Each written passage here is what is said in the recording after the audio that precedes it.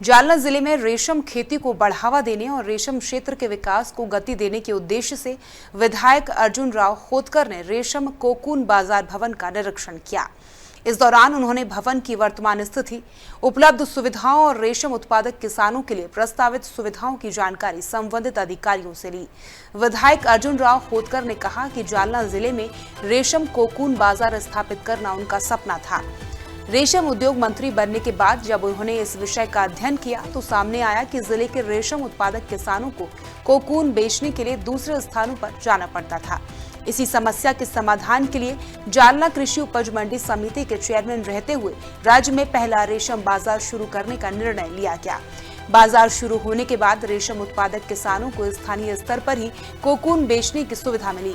इससे किसानों को दूसरे स्थानों पर जाने की परेशानी और परिवहन खर्च से भी राहत मिली। इसी दिशा में आगे बढ़ते हुए जालना जिले में आधुनिक रेशम कोकून बाजार भवन के निर्माण के लिए 6 करोड़ रुपए की निधि मंजूर की गई है। विधायक अर्जुन राव खोतकर ने बताया कि रेशम कोकून बाजार भवन का उद्घाटन मुख्यमंत्री देवेंद्र फडणवीस के हाथों किया जाएगा।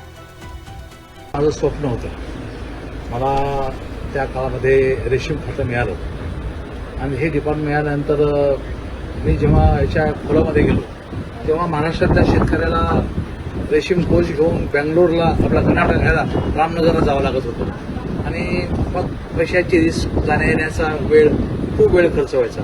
मी निर्णय केला आणि राज्यातलं पहिलं रेशीम बाजारपेठ जालना बाजार समितीमध्ये मी चेअरमन असताना त्या ठिकाणी सुरूच केली नाही, पण यशस्वीरित्या आम्ही त्या ठिकाणी चालवली सुद्धा। आज जालना बाजार समिती खूप मोठ्या शेतकऱ्यांचा आधार होऊन या ठिकाणी बसलेले आणि शेतकरी हे रेशीम बाजारपेठेकडे या ठिकाणी वळलेले। तुम्ही बघता करता एवढी मोठी वास्तू ही जालन्याला माझ्या कालखंडामध्ये मी 6 कोटी रुपये त्या काळामध्ये मंजूर करून घेतले आणि आज ही वास्तू या ठिकाणी उभा आहे। मला असं वाटतं की ही वास्तू नाही, ही हजारो शेतकऱ्यांचा आधार या ठिकाणी होईल आणि शेतकऱ्यांच्या जीवनामध्ये नवीन क्रांती या ठिकाणी घडेल अशा प्रकारचा विश्वास माझ्या मनामध्ये